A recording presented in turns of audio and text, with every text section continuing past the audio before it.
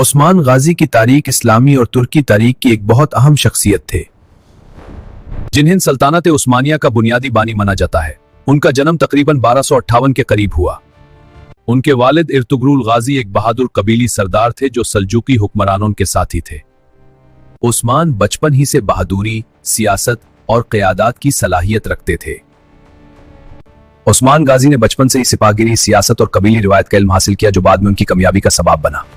जब उनके वालिद का इंतकाल हुआ तो उस्मान ने कबीला की क़यादत संभाली। उस वक्त अनातोलिया में सियासी हालात बहुत पेचीदा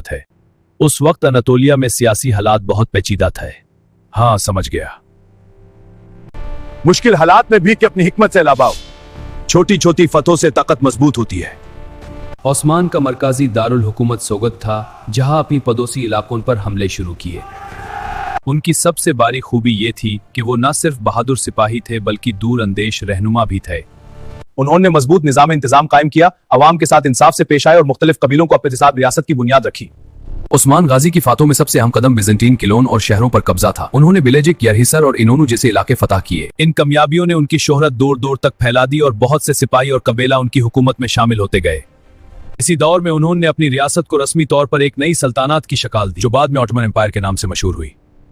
उस्मान गाजी अपनी जिंदगी में ज्यादातर जंगों और मुहिम्मत में मसरूफ रहे, लेकिन उन्होंने अपनी अवाम की फलाह बेहतरी को भी नजरअंदाज नहीं किया।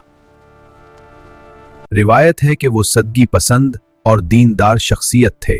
हाँ, ये हमारी रिवायत है।